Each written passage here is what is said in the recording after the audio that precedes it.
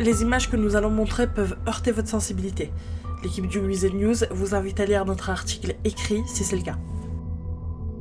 Bonjour à tous, c'est Isabella du Weasel News. On se retrouve actuellement devant le gouvernement. On vient d'avoir l'information qu'il y a eu une prise d'otage. Je suis actuellement avec monsieur le procureur. Bonjour. Bonjour.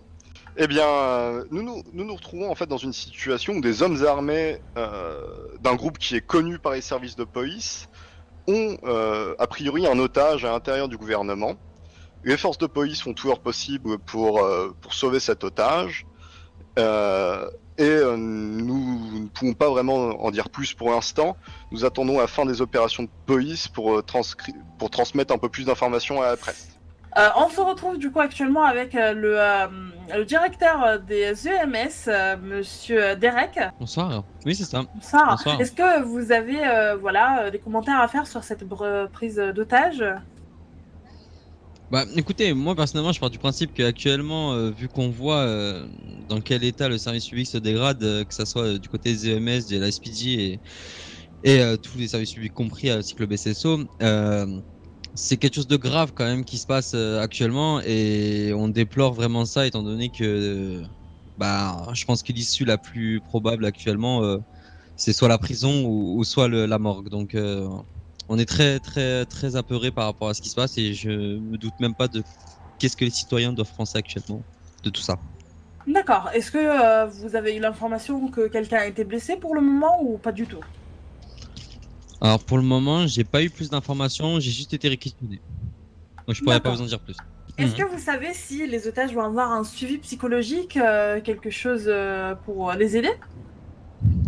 Bah écoutez, oui, après c'est comme je disais, voilà, c'est notre devoir. Maintenant, bien évidemment que tout l'hôpital est en crise, est en alerte rouge actuellement et que l'hôpital est fermé pour tous les soins qui sont minimes.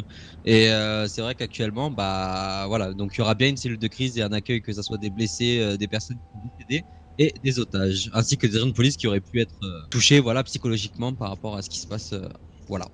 D'accord. Bon bah Donc bien écoutez, sûr, je vous remercie pour les informations que vous nous avez il n'y a pas de transmises. souci. C'était Isabella pour le Weasel News. Suite à l'interview avec le directeur du centre hospitalier, la fusillade a éclaté au sein du gouvernement. Voici les images. Restez derrière l'ambulance, messieurs. Là, tout de suite, maintenant, genre, des grenades. Des explosions également.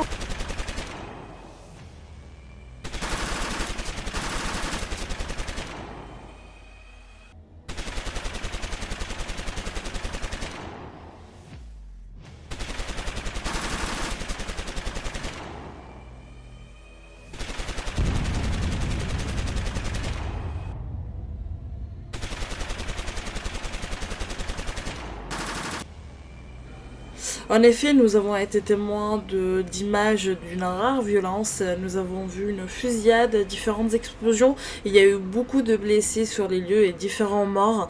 Voici les images exclusives des services d'urgence en action qui répondent rapidement aux besoins vitaux des policiers ainsi que des victimes qui ont été blessées par balle. Le procureur est aussi sur le terrain afin de faire le point sur le déroulement de l'opération avec les officiers de police et il essaye du mieux qu'il peut de rassurer les civils qui passaient à côté. Nous vous laissons sur les images exclusives de l'individu qui a été arrêté par la LSPD en amont. Il se dirige actuellement en prison. Nous ne connaissons pas la peine qu'il encourt aujourd'hui, mais si nous venons à avoir plus d'informations, nous ne manquerons pas de vous les transmettre. C'était Isabella pour le Weasel News. Au revoir.